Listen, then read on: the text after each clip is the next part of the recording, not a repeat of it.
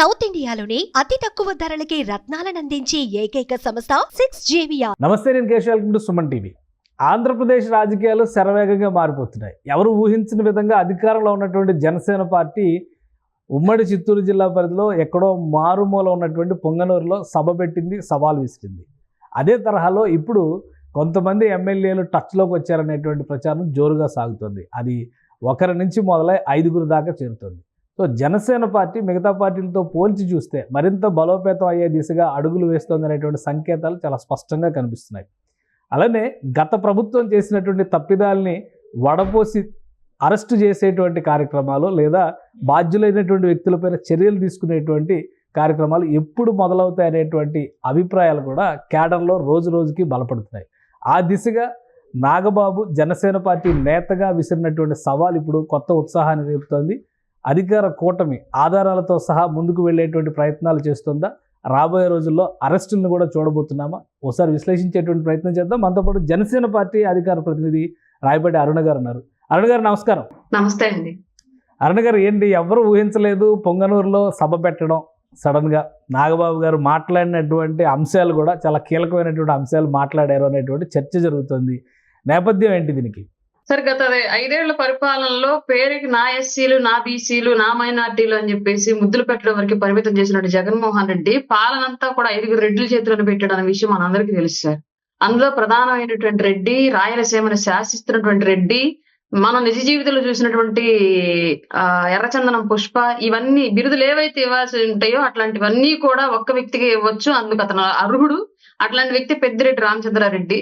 ఆయన నియోజకవర్గంలో సామాన్యుడు అనే వ్యక్తి సొంతంగా కనీసం బర్రెకి పిండిన పాలు, వాళ్ళ ఇంట్లో పాడి ఏదైతే ఉండిద్దో ఆ పాడికి వచ్చినటువంటి పాలును కూడా స్వచ్ఛందంగా తన రేటుకు తను అమ్ముకోవడానికి లేనటువంటి పరిస్థితి క్రియేట్ చేసి బయట మార్కెట్ లో 40 రూపాయలు, 45 రూపాయలు ఇస్తున్నటువంటి పాలని అక్కడ మాత్రం కేవలం 20 రూపాయలకి పొంగనూరు రామచంద్రారెడ్డి గారికి సంబంధించిన డైరీ ఫార్మ్స్ కు పోయాల్సినటువంటి సిచ్యువేషన్ క్రియేట్ చేసి పేద బడుగు బలహీన వర్గాలందరి నుంచి కూడా దోచుకొని తిని ఎక్కడో బయటకు కనిపించినటువంటి అరణ్యాల్లో గెస్ట్ హౌస్లు కట్టుకొని విలాసవంతమైన జీవితాన్ని అనుభవిస్తూ వేల ఎకరాలు ప్రజల భూమిని, ప్రభుత్వానికి సంబంధించిన భూమిని పదవులు అడ్డం పెట్టుకుని దోచుకున్నాడు అన్న విషయం తెలుసు సార్ క్లియర్ గా. అందుకే ఎవరైతే మెయిన్ టార్గెటెడ్ గా ఆస్తులన్నింటినీ కూడా ప్రజల ఆస్తులను దోచుకున్నారో అట్లాంటి వ్యక్తుల నియోజకవర్గంలోనే జనసేన యొక్క బలం ఏంటి, జనసేన యొక్క ధైర్యం ఏంటి, జనసేన రాబోయే భవిష్యత్తులో చేయబోయేటువంటి పనులు ఏంటి అనేది క్లియర్ గా అక్కడే చెప్పాలనుకున్నాం. కాబట్టి క్లియర్ గా నాగబాబు గారి ఆధ్వర్యంలో ఆ సభని కళ్యాణ్ గారి యొక్క అనుమతితోటి పెట్టడం జరిగింది. క్లియర్ గా అనుకున్నట్లుగానే పెద్ద ఎత్తున రాయలసీమ నుంచి, అందున కూడా పెద్దిరెడ్డి రామచంద్రారెడ్డి గారి నియోజకవర్గం నుంచి ఊహించని స్థాయిలో అంత క్రౌడ్ అక్కడ గ్యాదర్ అవడం, జనసేన పట్ల ఉన్నటువంటి వాళ్ళ అభిమానాన్ని తెలియజేయడం, ఇప్పుడు కూటమి ప్రభుత్వం పట్ల వాళ్ళ నమ్మకాన్ని తెలియజేయడం కూడా జరిగింది క్లియర్ గా. కానీ ఒకటి, ఆధారాలు ఉన్నప్పుడు చర్యలు తీసుకోవడం అనేది ముఖ్యమైనది. ఎందుకంటే అధికారంలో ఉంది మీ కూటమి ప్రభుత్వమే. కానీ ఈ మీటింగ్లు, సభలు, ఇప్పుడు ఎలక్షన్స్ లేవు కదా, పబ్లిక్ అవేర్నెస్ కార్యక్రమాలు చేయడానికి ఇమీడియట్ యాక్షన్లోకి ఎందుకు దిగట్లేదు? రెడ్ బుక్ అని ఊరించారు, ఎక్కడా చర్యలు జరగట్లేదు అనేటువంటి విమర్శలు వస్తున్నాయి. సో ఇక్కడ ఆధారాలు ఉన్నాయంటున్నారు, అటవీ శాఖ భూముల్ని ఆక్రమించారంటున్నారు, కానీ చర్యలు మాత్రం ఏమీ లేవు అనేటువంటి విమర్శలకు ఏం సమాధానం చెప్తారు? సార్, 11 ఏళ్లుగా 38 కేసుల్లో ముద్దాయిగా ఉన్నటువంటి ఒక వ్యక్తి 11 ఏళ్లుగా బెయిల్ మీద తిరుగుతున్నాడు. గత చరిత్రలో ఏ ముద్దాయికి దక్కనటువంటి ఒక అవకాశాన్ని పొందుతూ ఇంకా బయటే ఉన్నాడు అంటే చట్టంలో ఉన్నటువంటి లోపాలు ఏ స్థాయిలో తెలుసు, క్రైమ్ ఎంత ఆర్గనైజ్డ్ గా చేయొచ్చు పట్టుబడకుండా అనేది తెలియని వ్యక్తి అయితే కాదు జగన్మోహన్ రెడ్డి అని మనం అందరం తెలుసుకోవాలి సార్ ఫస్ట్. అలాగే జగన్మోహన్ రెడ్డి గారు ఆధ్వర్యంలో నడుస్తున్న టీం కూడా అలాగే చేసిందని చెప్పడం ఎలాంటి సందేహం అక్కర్లేదు. దోచుకున్న భూములు, గనులు, అలాగే మట్టి, మొత్తం ఏదైతే ప్రకృతి వనరులని, ప్రజల సొమ్ముల్ని ఏదైతే దోచుకున్నారో అదంతా కూడా పగడ్బందీగా సొంత పేరులతో కాకుండా వాళ్ళ క్వారీల్లోనూ, వాళ్ళ ఫ్యాక్టరీలు, సిమెంట్ ఫ్యాక్టరీల్లోనూ, లేదంటే వాళ్ళ పొలాల్లోనూ పనులు చేయడానికి వచ్చినటువంటి అతి సామాన్యులు, పక్క రాష్ట్రాలకు సంబంధించిన వాళ్ళ పేర్ల మీద ఇక్కడ ఆధార్ కార్డులు, ఐడెంటిటీ ప్రూఫ్లు పుట్టించి వాళ్ళ పేర్ల మీద ఆస్తులన్నీ దోచుకున్నారు సార్. ఇవాళ బినామీల పేర్లతోటి ఉన్నటువంటి ఆస్తులన్నింటినీ కూడా నేరుగా మనం ఎవరైతే మెయిన్ ముద్దాయి ఉన్నారో వాళ్ళని అరెస్ట్ చేయడం చట్ట ప్రకారం అయ్యే పని కాదు కాబట్టి ఖచ్చితంగా బినామీలు అందరినీ ఎంక్వైరీ చేయడం, తద్వారా వాళ్ళ వెనకాల ఉన్నటువంటి వ్యక్తులు ఎవరో వాళ్ళని అరెస్ట్ చేయడం అనేది కొంచెం process, time taking process sir ఇది మన చట్టంలో ఉన్నటువంటి లోపాలను బట్టి. కాబట్టి డెఫినెట్ గా ఇవాళ కాకపోతే రేపైనా సరే అసలు ముద్దాయిలు ఎవరనేది చట్టానికి పట్టుబడకపోరు, మనందరం చూడకపోం సార్. అంటే ఇటీవల పెద్దిరెడ్డి రామచంద్రారెడ్డి గారికి సంబంధించి ఒక ఫారెస్ట్ హౌస్ ఆయన ఆక్రమించారని, ప్రభుత్వ ధనాన్ని ఉపయోగించుకుని కిలోమీటర్ల మేర రోడ్లు నిర్మించారని ఇవన్నీ కూడా వైరల్ అవుతున్నాయి. అధికారికంగా కూటమి పార్టీల నాయకుల నుంచి, కూటమి పార్టీల అఫీషియల్ గ్రూప్స్ నుంచి కూడా అవి వైరల్ అవుతున్నటువంటి పరిస్థితి ఉంది. సో ఇంత పకడ్బందీగా ఆధారాలు ఉన్నప్పుడు చర్యలకు ఇంకా సమయం అవసరం అవుతుందా? సార్ తప్పకుండా సార్, మీకు మళ్ళీ క్లియర్ గా చెప్తున్నాను నేను. ఇప్పుడు ఒక కాంట్రాక్ట్ తీసుకున్నారు అంటే అక్కడ ఒక కాలనీ క్రియేట్ చేసి, ఆ కాలనీలో సామాన్యులు ఎవరో ఉంటున్నట్టుగా క్రియేట్ చేసి, ఆ కాలనీకి రోడ్లు వేస్తున్నట్టుగా క్రియేట్ చేసి ప్రభుత్వం నుంచి బిల్లులు రాబట్టుకున్నారు. ఇప్పుడు దీన్ని ఎన్ని రకాలుగా ఎంక్వైరీ చేయాల్సి వచ్చింది, ఒకసారి సర్వే ప్రకారం ఎన్ని డిపార్ట్మెంట్ లో అది రాంగ్ అని నిరూపించాలో మనకందరికి తెలిసిన విషయం ఇస్తుంది. దాంట్లో R&B వర్క్ చేయాలి, MRO వర్క్ చేయాలి, MDO వర్క్ చేయాలి, కలెక్టర్ వర్క్ చేయాలి, ఇలా రకరకాలుగా స్థానిక సంస్థలు, స్థానిక ఎమ్మెల్యేలు, ఇలా మొత్తం అంతా ఒక వ్యవస్థ కాదు, ప్రభుత్వంలో ఉన్నటువంటి చాలా వ్యవస్థలు కోఆర్డినేట్ అయ్యి సర్వేలు చేసి ఇది తప్పు అని నిరూపించాల్సినటువంటి సిచ్యువేషన్. అది ఒక రోజులో మీడియాలో ఒక న్యూస్ వదిలినంతో, లేదంటే మేము అధికార పక్షంలో ఉన్నటువంటి నాయకులుగా, లేదంటే వాళ్ళకి వైరు పక్షంగా ఉన్నటువంటి నాయకులుగా చెప్పినటువంటి 5 నిమిషాల కాన్సెప్ట్ తో అయ్యే పనే కాదు. చట్ట ప్రకారం జరగాల్సిన అంశం ఏదైనా సరే క్లియర్ గా ప్రభుత్వ నిధులతోటి ప్రజలకి రోడ్ వేస్తున్నట్లుగా క్రియేట్ చేసి బిల్లులు పెట్టేసి వాళ్ళ సొంత ఫామ్ హౌస్ రోడ్లు వేసుకున్నారన్న మాత్రం వాస్తవం. దాన్ని త్వరగా బయటపెడతారు. అరుణ్ గారు, గత కొద్ది రోజులుగా చూస్తే పవన్ కళ్యాణ్ గారు కూడా ఒక 3 సార్లు 4 సార్లు రాయలసీమ పైన పర్యటనలు పెట్టారు, రాయలసీమ పైన స్పెషల్ ఫోకస్ పెట్టారు. కర్నూలు జిల్లాలో ఉన్నటువంటి ప్రాజెక్టులను అయితే స్పెషల్ సర్వే కూడా చేశారు ఆయన. ఇప్పుడు నాగబాబు గారు మళ్ళీ రాయలసీమలో సభ నిర్వహించారు. ఎందుకు జనసేన పార్టీ రాయలసీమ పైన, రాయలసీమ రాజకీయాలపైన స్పెషల్ ఫోకస్ ఏమైనా పెట్టిందా? ఇక్కడ స్పెషల్ ఫోకస్ అంటూ రాజకీయాల పైన కాదు సార్. అక్కడ ఉన్నటువంటి యువత, ప్రజలు, వాళ్ళ ఉపాధి మార్గాలు, వాళ్ళు వెళ్తున్నటువంటి వలసలు ఆపడం, అక్కడ జరుగుతున్న దారుణాలు, అక్కడ జరుగుతున్న ఆక్రమణలు, వీటన్నింటి మీద ఫోకస్ పెట్టాం సార్. ఖచ్చితంగా రాయలసీమలో ప్రజలని ఆర్థికంగా బలపరుస్తూనే జనసేన పార్టీ బలపడాలి, కూటమి కూడా బలపడాలని ప్రధాన ఎజెండాతో రాయలసీమ మీద ఫోకస్ పెట్టాం సార్. క్లియర్. ఓకే. ఇంకొక విషయం ఏంటంటే, ఈ తిరుపతి ఇష్యూ జరిగిన తర్వాత నుంచి జనసేనాని ముఖ్యంగా రాయలసీమ పైన స్పెషల్ ఎజెండా ఒకటి తీసుకున్నారు అనేటువంటి ఒక చర్చ నడుస్తుంది. అలాంటిది ఏమీ లేదా? నార్మల్గా మీరు యథావిధిగా రాజకీయాల్లో భాగంగా, అభివృద్ధిలో భాగంగా, పరిపాలన వ్యవహారాల్లో భాగంగానే రాయలసీమ గురించి మాట్లాడుతున్నారా? యథావిధిగా తిరుపతి సంఘటన తర్వాత అనేది ఇది ముమ్మాటికి తప్పు సార్. క్లియర్ గా ఎక్కువ పర్సెంట్ ఆంధ్రప్రదేశ్ నుంచి వలసలు వెళ్తున్న ప్రాంతం ఏదైనా ఉందంటే రాయలసీమ. అక్కడ నిధులు ఉన్నాయి, అక్కడ నాయకులు ఉన్నారు, అక్కడ సౌకర్యాలు ఉన్నాయి, అయినా సరే అక్కడే అధిక సంఖ్యలో వలసలు ఉన్నాయి, అక్కడే అధిక సంఖ్యలో అరాచకాలు ఉన్నాయి, అక్కడే అధిక సంఖ్యలో నేర ప్రవృత్తి ఉన్నటువంటి నాయకత్వం బిల్డ్ అవుతూ ఉంది. వీటన్నింటినీ కూడా ఆపాలి అంటే ఖచ్చితంగా అక్కడే ఫోకస్ పెట్టాలని మాకు అర్థమైంది సార్. అందువల్లే ఖచ్చితంగా రాయలసీమ మీద బేస్ చేసుకుని అక్కడ ఉన్నటువంటి అన్ని అరాచకాలకు అడ్డుకట్ట వేస్తూ, ప్రజల యొక్క సమస్యలకు కూడా అడ్డుకట్ట వేస్తూ వాళ్ళని ముందుకు తీసుకెళ్లాలి.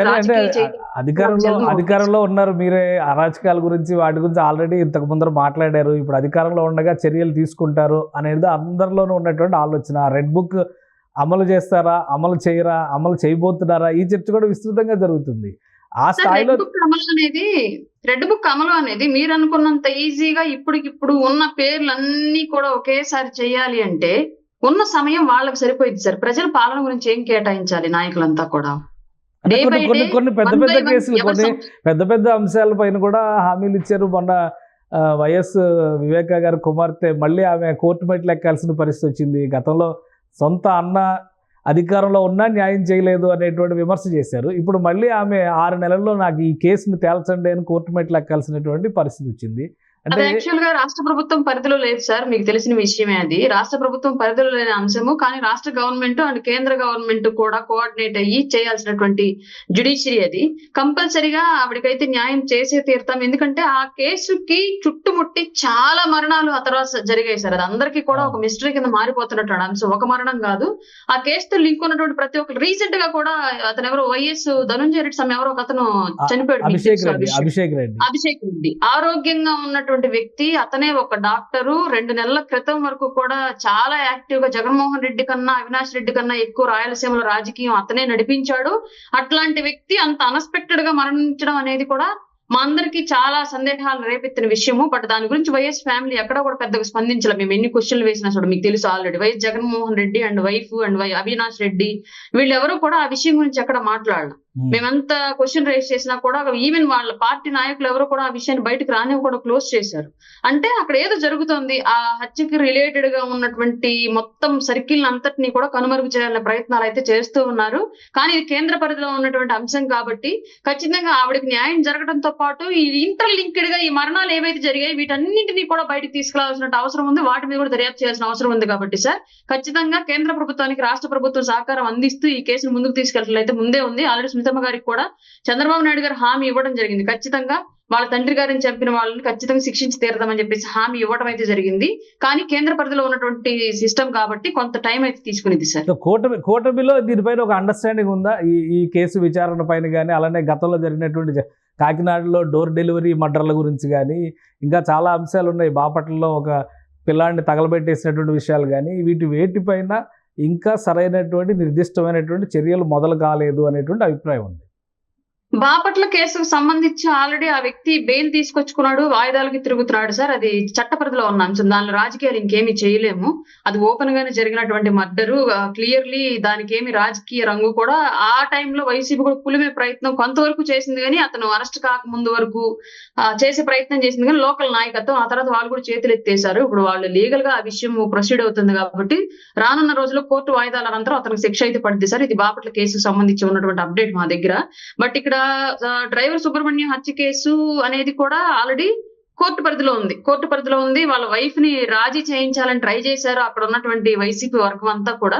ఆవిడ కొంతమేర కన్విన్స్ అయినప్పటికీ కూడా మళ్ళీ చివరిలో ఏదో కేసే వేశారని చెప్పేసి తెలిసింది. దానికి సంబంధించి కూడా అనంతబాబు ఇప్పటికీ కోర్టు వాయిదాలను ఫేస్ చేస్తున్నాడు. అది కూడా చట్టం పరిధిలో ఉన్నదే. ఖచ్చితంగా దాని మీద చట్టమే యాక్షన్ తీసుకోవాలి. దానికి ప్రభుత్వం కూడా ఏమీ చేయలేం సార్. సో ఇక్కడ వివేకానంద రెడ్డి గారి మర్డర్ వచ్చేటప్పటికి ఇందులో కూటమి ప్రభుత్వానికి సంబంధించిన వాళ్ళు ఎవరు చుట్టాలు లేరు సార్ కాపాడడానికి. మాకెవరికి అవసరం లేదు, అవకాశం లేదు. అది ఆల్రెడీ కేంద్రం పరిధిలోకి వెళ్ళిపోయింది కాబట్టి డెఫినెట్ గా ఆంధ్ర రాష్ట్రంలో వైసీపీ టైంలో జరిగినటువంటి ప్రతి మర్డర్ కి ఖచ్చితంగా నేరస్తులు శిక్షించబడే తీరతారు. ఎవరు తప్పించుకునే ఛాన్సెస్ అయితే ఉండవు. ఎందుకంటే మేము నేరస్తులకు సహకరించి మేము నేరస్తులు అవ్వాలని అనుకోవట్లేదు. రైట్. ఇంకొకటి ఏంటంటే రాష్ట్రంలో రాజకీయాలు శరవేగంగా మారిపోతున్నాయి. ఉన్న 11 మందిలో కూడా నంబర్స్ మారుతున్నాయి అనేటువంటి ఒక చర్చ నడుస్తుంది. అది కూడా అందరూ జనసేన వైపు ఆసక్తి చూపిస్తున్నారు అంటున్నారు. ఇందులో ఏమన్నా వాస్తవం ఉందా? ఎమ్మెల్యేలే వస్తున్నారు త్వరలో, అతి త్వరలో. నిజమేనా ఇది? అవును సార్. ఆల్రెడీ 5 6 టచ్ లో ఉన్నట్లుగా మాకు ఉన్నటువంటి ఇన్ఫర్మేషన్. అంటే సగం ఎల్పీ లెగిసిపోయినట్టు అవుతుంది. పాత వాళ్ళు కాకుండా కొత్తగా గెలిచిన వాళ్ళు, మొదటిసారి గెలిచిన వాళ్ళలో 5 6 ఆల్రెడీ మా పార్టీతో టచ్ లో ఉన్నారు. బట్ వాళ్ళకి ఏదో లీగల్ గా ఆటంకాలు ఉన్నాయి, వాటిని సరి చేసుకుని తొందరలోనే జనసేన తీర్థం పుచ్చుకోబోతున్నారు అని చెప్పేసి మాకు ఉన్నటువంటి ఇన్ఫర్మేషన్ సార్. ఏం లేదు, ఇక్కడ జరిగినటువంటి మిరాకిల్ ఏంటి అంటే మేము గెలిచిన తర్వాత క్లియర్ గా పవన్ కళ్యాణ్ గారి ఆధ్వర్యంలో తీసుకున్నటువంటి శాఖలు ఏవైతే ఉన్నాయో, రహదారులు కానివ్వండి, గ్రామీణ రహదారులు కానివ్వండి, వాటర్ కానివ్వండి, పంచాయతీరాజ్ కానివ్వండి, ఇలా ప్రతి అంశం కూడా ప్రతి పల్లెల్లో ఇప్పటి వరకు ఎప్పుడు ఏ ప్రభుత్వం ఏ నాయకుడు వెళ్ళనటువంటి ఏరియాలకు కూడా ఒక రకమైనటువంటి అభివృద్ధి బాటల్ని వేసింది అని చెప్పడంలో ఎట్లాంటి సందేహం లేదు. కాబట్టి గ్రౌండ్ లో ఉన్నటువంటి పల్లెల నుంచి వచ్చినటువంటి క్యాడర్ వాయిస్ ఏదైతే ఉందో ఆ వాయిస్ ని నాయకులు క్యాచ్ చేశారు. కాబట్టి వైసీపీలో ఉంటే ఇంకా ఫ్యూచర్ ఉండదు. పైగా ఈ 5 ఏళ్ల పాటు కూడా ఎలాంటి గౌరవ మర్యాదలు ఉండవు, ఎలాంటి రక్షణ కూడా ఉండదు అన్న విషయాన్ని అర్థం చేసుకున్నారు. కాబట్టి క్లియర్ గా అక్కడ స్థానికంగా ఉన్నటువంటి ప్రజల నుంచి కూడా ఎట్లాంటి పాజిటివ్ రెస్పాన్స్ కూడా ఉండదని చెప్పేసి అక్కడ గెలిచినటువంటి శాసనసభ్యులుగా వాళ్ళకి అర్థమైంది. కాబట్టి అందుకే ఎవరి నాయకత్వాన్ని అయితే ప్రజలు గ్రౌండ్ స్థాయిలో బాగా ఎక్కువ ఇష్టపడుతూ ఉన్నారు, అట్లాంటి నాయకత్వంలో కూడా వాళ్ళు వచ్చి చేరాలని చెప్పేసి అనుకుంటున్నారు సార్. నాకు తెలిసి మన్యం, పాడేరు, రంపచోడవరం ఇట్లాంటి ఏరియాల నుంచి ఉన్నటువంటి వాళ్ళు జాయిన్ అవ్వడానికి సిద్ధంగా ఉన్నారని చెప్పేసి మాకు వస్తున్నట్టు. మీరు చెప్పిన దాని ప్రకారం చూస్తే ఇక్కడ 2 విషయాలు. 11 మందిలో 5 6 అంటే పార్టీ సగం ఖాళీ అయిపోతున్నట్టు లెక్క. ప్లస్ ఈక్వేషన్స్ పరంగా చూస్తే కూడా గెలిచిన 6 రెడ్డి సామాజిక వర్గానికి చెందిన వాళ్ళు ఉన్నారు. మీరు చెప్పి మిగతా 5 కూడా ఫ్రెష్ అంటే కొత్తగా గెలిచిన వాళ్ళు, ఫస్ట్ టైమర్స్ వాళ్ళందరూ వచ్చేస్తే వైఎస్ రెడ్డి కాంగ్రెస్ అయిపోతుంది. అది నిజమేనా అది? ఆల్మోస్ట్ సార్ అప్పట్లో వైఎస్ రాజశేఖర రెడ్డి గారు పెట్టి మూసేసినటువంటి ఆవుదొడ పార్టీని ఇవాళ 3 రంగుల పార్టీగా జగన్మోహన్ రెడ్డి కొద్ది రోజులు నడుపుకోవాల్సి వచ్చింది సార్. ఆటోమేటిక్ గా ఆయన కూడా లండన్ లో సిద్ధం చేసుకుంటున్నాడు అని చెప్పేసి తెలుస్తోంది. వాళ్ళ పిల్లలు కూడా ఇండియాకి వచ్చే అవసరం లేకుండా అక్కడే వాళ్ళకి అన్ని కూడా ఐడెంటిటీస్ అన్ని కూడా అక్కడే ఇచ్చే ట్రై చేస్తున్నాడని చెప్పేసి వస్తున్న సమాచారం. దీంట్లో మరి నిజమెంత అనేది రానున్న రోజుల్లో తెలియాలి. ఆయన కూడా ఎలాగో ఏపీ వదిలేసి వెళ్ళిపోతాడు కాబట్టి ఖచ్చితంగా వైఎస్ కాంగ్రెస్ పార్టీ అనేది తొందరలో డోర్లు క్లోజ్ చేసే పార్టీ అయితే సార్. కానీ ఒక విషయం ఏంటంటే, ఇప్పుడు జగన్మోహన్ రెడ్డి గారు నిజంగానే పార్టీని వదిలేసి లెక్కనైతే కనుక ఇప్పుడు జరుగుతున్నటువంటి పోరాట పరంపర పదే విమర్శలు కూటమి నాయకత్వం మీద చేస్తూ వస్తున్నారు వైసీపీ నాయకులు. నిజంగానే 5-6 ఎమ్మెల్యేలు టచ్లో ఉంటే అది ఓన్లీ జనసేన పార్టీ కేటగిరీలోకి వస్తున్నారా, లేదంటే కూటమిలో ఉన్నటువంటి పార్టీలతో సంప్రదింపుల్లో ఉన్నారా? దాని మీద ఏమైనా క్లారిటీ ఇవ్వగలరా? సార్ నాయకులు పార్టీ మారేటప్పుడు ఎప్పుడు ఏం జరిగిద్దంటే లోకల్ గా ఉన్నటువంటి క్యాడర్ ఎటువైపు ఎక్కువ మొగ్గు చూపుతున్నారు, పైగా అక్కడ ఉన్నటువంటి మిగతా పార్టీల నాయకత్వం ఎంత స్ట్రాంగ్ గా ఉంది ఎంత వీక్ గా ఉందని ఈక్వేషన్స్ అన్ని చూసుకొని పార్టీ మారుతారు సార్. అందువల్ల టీడీపీ బలంగా ఉన్న ఏరియాస్ లో టీడీపీకి, జనసేన బలంగా ఉందనుకున్న ఏరియాస్ లో జనసేనకి వచ్చే అవకాశాలు అయితే 100% ఉంటుంటాయి. బట్ కూటమిలో ఏదో ఒక పార్టీలోకి అయితే జాయినింగ్స్ ఉంటాయి సార్. 6 వైసీపీ వేయడానికి సిద్ధంగా ఉన్నారు, కానీ లీగల్ గా కొన్ని ఆటంకాలు ఉండడం మూలంగానే దాని గురించి ప్రయత్నాలు చేసుకుంటున్నారని చెప్పేసి ఉన్న సమాచారం. ఆల్రెడీ ఇప్పుడు చూస్తున్నాం, ఇప్పుడు తెలంగాణలో పార్టీ మారినటువంటి ఎమ్మెల్యేలు అందరూ అనర్హత వేటుపడేటువంటి అవకాశాలు ఉన్నాయి. సుప్రీంకోర్టులో కూడా చాలా సీరియస్ ఇన్స్ట్రక్షన్స్ ఇచ్చారు, రేపో ఎల్లుండో తేలుతుంది అంటున్నారు. సో ఇలాంటి పరిస్థితుల్లో ఏపీలో పార్టీలు మారడానికి అవకాశం ఉందా? మీరేమంటారు ఒక రాజకీయ పార్టీ నాయకురాలుగా? ఒకవేళ అనర్హత వేటు పడినా ఇంత పెద్ద వేవ్ లో 11 టికెట్లు ఉన్న పార్టీని పట్టుకుని ఊగులాడే కన్నా కూడా 165 టికెట్లు ఉన్నటువంటి సీట్లు ఉన్నటువంటి పార్టీకి వచ్చి మళ్ళీ పోటీ చేసి గెలవడం పెద్ద విషయం కాదు సార్ వాళ్ళకి, నాకు తెలిసినంత వరకు.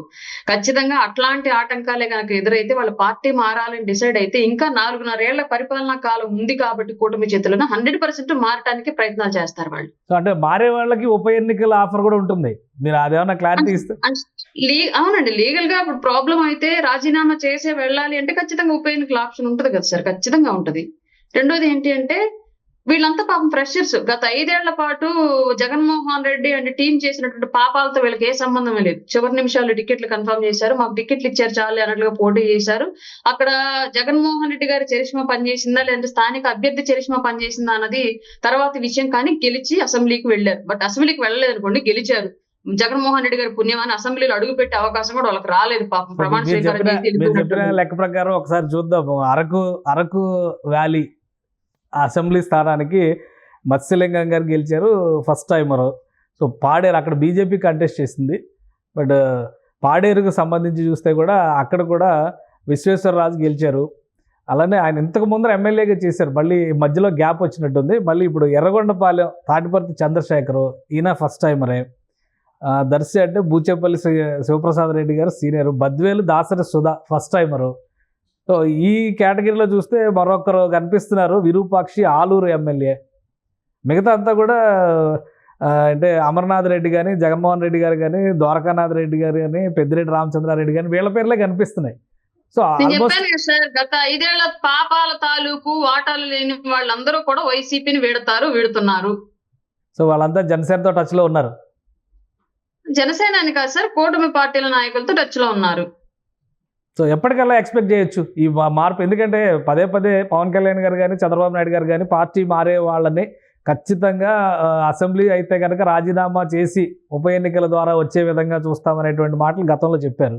తర్వాత జాయినింగ్స్ విషయంలో కూడా కొన్ని వెసులుబాట్లు ఇచ్చారు, ఈ పార్టీకి ఆ పార్టీకి అభ్యంతరాలు లేకుండా ఉంటేనే ఒక అండర్స్టాండింగ్తో ముందుకెళ్ళాలి అన్నారు. సో ఇప్పుడు ఈ ఎమ్మెల్యేలు తీసుకునేటువంటి క్రమంలో వాస్తవానికి అయితే కూటమికి అవసరం లేదు, వీళ్ళు కూడా అంత నంబర్ ఇచ్చారు, 93% రిజల్ట్ మీకు. సో ఇప్పుడు మళ్ళీ ఈ పార్టీ మార్పు అనే దానికి శ్రీకారం చుట్టడానికి ఏమైనా ప్రత్యేక కారణాలు ఉన్నాయా, లేదా ఫ్రెషర్స్ కాబట్టి ఎలాంటి ఇబ్బంది ఉండదనేటువంటి కన్క్లూజన్తో ఈ నిర్ణయం తీసుకుంటున్నారా? ప్రత్యేకమైన కారణాలు మా సైడ్ నుంచి ఏమీ లేవు సార్. అభ్యర్థుల సైడ్ నుంచే ప్రత్యేకమైన కారణాలు ఉండి స్థానికంగా ఎదురవుతున్నటువంటి ప్రజల నుంచి వస్తున్నటువంటి స్పందన నుంచి వాళ్ళు నిర్ణయం తీసుకోవడం జరుగుతోంది. ఆల్రెడీ గతంలో ఎమ్మెల్సీలో రాజీనామా చేస్తే ఇప్పటి వరకు కూడా వైసీపీ వాళ్ళు దానికి సంబంధించి రాజ్యసభ సభ్యులుగా ఉన్నటువంటి వాళ్ళు ఇప్పటి వరకు కూడా ఆ ఎమ్మెల్సీ రాజీనామాలని యాక్సెప్ట్ చేయాల, మీకు తెలిసే ఉండొచ్చు ఆల్రెడీ. అట్లాంటిది రేపొద్దున వీళ్ళు లీగల్ గా ఇష్యూస్ ఉన్నాయి కాబట్టి వాటిని క్లియర్ చేసుకునే పక్షంలో వైసీపీ అంత తేలిగ్గా వీళ్ళని వదులుకునిద్దని చెప్పేసి నేను సుప్రీంకోర్టులో దీని మీద కూడా మళ్ళీ ఏదో ఒక లీగల్ లిటిగేషన్లు పెట్టి వాళ్ళని హోల్డ్ చేయడానికి ప్రయత్నాలు చేసింది.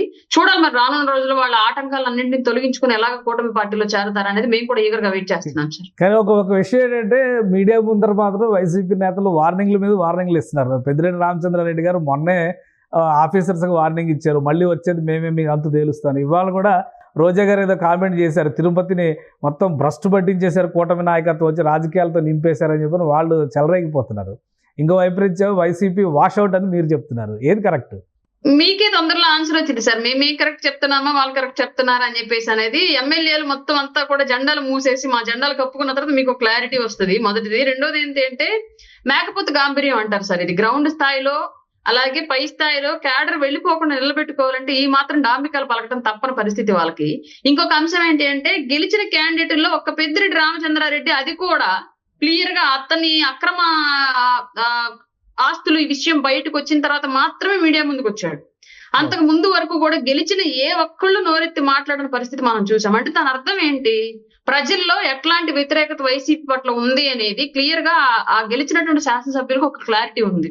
ప్రభుత్వం ఇప్పుడున్నటువంటి కూటమి ప్రభుత్వం ఎలా ప్రజలను మనల్ని పొందుతూ పని చేసుకుంటూ వెళుతోంది, తద్వారా వీళ్ళకి ఎట్లాంటి ఇబ్బంది జరుగుతోంది అనేది కూడా ఒక క్లారిటీ ఉంది. కాబట్టి వాళ్ళకు వచ్చినటువంటి క్లారిటీని బట్టి వాళ్ళు ఒక నిర్ణయం తీసుకుంటున్నారు. దీంట్లో మేమేమీ చేయట్లేదు, అంతా ఏదున్నా సరే వాళ్ళ నిర్ణయాలు వాళ్ళే తీసుకుంటున్నారు. మేం చేస్తోందల్లా కేవలం ఒకవేళ వాళ్ళు వస్తాము అంటే వాళ్ళ ఇంటెన్షన్ ఏంటి అనేది తెలుసుకొని తద్వారా మెడలో కండువ వేసే ప్రయత్నం మాత్రమే మేము చేస్తాం. మా పార్టీలో ఉన్న ఎవరైనా సరే అధిష్టానాలు, అంతకు మించి వేరే ఏమీ మేము చేయట్లేదు.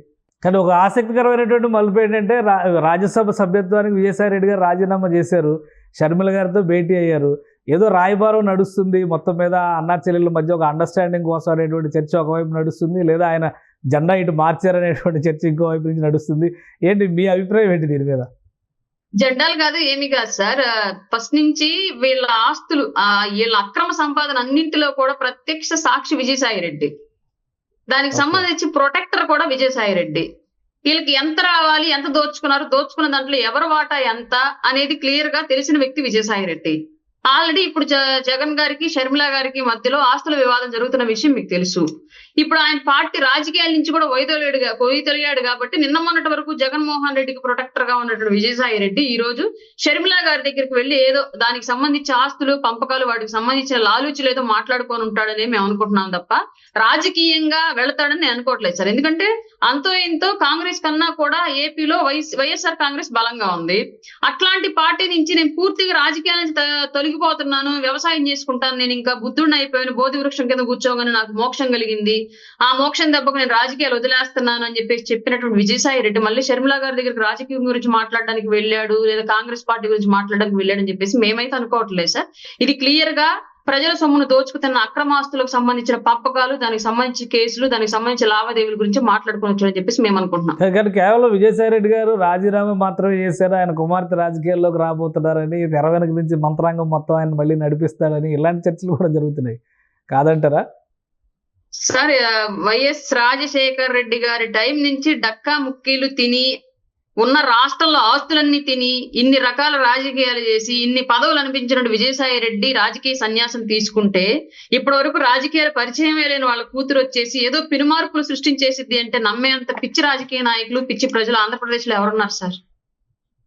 లేరంటారు అయితే? అస్సలు లేరు సార్. సో ఎప్పుడు జాయినింగ్స్ ఎప్పుడు జరుగుతున్నాయి? రెడీ అవుతున్నారా? పిఠాపురంలో ఆల్రెడీ ప్లేనరీకి రెడీ అవుతుంది జనసేన పార్టీ. సో అప్పటికల్లా ఎక్స్పెక్ట్ చేయొచ్చా ఈ జాయినింగ్స్ 5 6 క్లారిటీ వచ్చే అవకాశం ఉంటుందా? లేదు సార్, ప్లేనరీ లోపు నాకు తెలిసి జాయినింగ్స్ ఉండవు సార్, ఆఫ్టర్ ప్లేనరీ ఉంటాయి సార్. ఇంకా 2 నెలల టైం ఉంది కదా, మార్చి 1.5 టైం ఉంది దాదాపు. కానీ లీగల్ ఇష్యూస్ ఉన్నాయి సార్, దానివల్ల వాళ్ళు కొంచెం టైం తీసుకోవచ్చు నేను అనుకోవడం. రైట్. సో అదంతా క్లియర్ అయిన తర్వాతే ఈ జాయినింగ్స్ అనేవి ఉంటాయి. అవును సార్. మిగతా ఫార్మాలిటీస్ అన్ని క్లియర్, ఎవరికి వాళ్ళు టచ్ లో ఉన్నారని అనుకోవచ్చు అయితే? టచ్ లో అయితే ఉన్నారు సార్, ఇది మాత్రం clear. Okay right. Thank you Arun గారు, మీ అభిప్రాయాలు తెలియజేసినందుకు. ఇది ఆంధ్రప్రదేశ్ రాజకీయాల్లో మరొక బిగ్ బ్రేకింగ్ న్యూస్ కాబోతుంది. ఏకంగా 6 వైసీపీ ఎమ్మెల్యేలు టచ్ లో ఉన్నారు కూటమి నాయకత్వంతో అని జనసేన అధికార ప్రతినిధి రాయపాటి అరుణ్ గారు స్పష్టంగా చెప్తున్నారు. ఈ పార్టీ ఆ పార్టీ అనేటువంటి భేదం లేదు, ఖచ్చితంగా ఫ్రెషర్స్గా, ఫస్ట్ టైమర్స్గా ఎలక్ట్ అయ్యి ఎమ్మెల్యేలుగా ఇంకా అసెంబ్లీలో కూడా వాళ్ళు అడుగుపెట్టేటువంటి అవకాశం కల్పించలేదు వైఎస్ఆర్సీపీ అని విమర్శిస్తున్నారు. కాబట్టి అలాంటి వాళ్ళకి ఎలాంటి మకిలి ఉండదు కాబట్టి వాళ్ళని తీసుకోవడానికి జనసేన నాయకత్వం అలానే కూటమి నాయకత్వం సంసిద్ధంగా ఉందని చెప్తున్నారు. అతి తొందరలోనే దీనిపైన క్లారిటీ రాబోతుంది. ఒకవేళ అదే కనుక జరిగితే వైఎస్ఆర్సీపీలో మిగిలిన సామాజిక వర్గాల నాయకులందరూ బయటకు వచ్చి కేవలం రెడ్డి కాంగ్రెస్ లాగా మిగిలిపోయేటువంటి పరిస్థితి ఉంది అని ఆమె హెచ్చరిస్తున్నారు. ఇక గతంలో చేసినటువంటి అరాచకాల పైన అన్వేషణ కార్యక్రమం వరుసగా కొనసాగుతుంది. ఆధారాలతో సహా అందరినీ పట్టుకుంటాం, ఎట్టి పరిస్థితుల్లో వదిలిపెట్టేది లేదని పొంగనూరు సభలో నాగబాబు చెప్పింది 100కి 100 పాళ్ళు నిజమవుతుందని రాయపాటి అరుణ చెప్తున్నారు. ఇది special discussion. Keep watching. Suman టీవీలో మీ పర్సనల్ అండ్ బిజినెస్ ప్రమోషన్స్ కోసం కింది నెంబర్కి కాంటాక్ట్ చేయండి.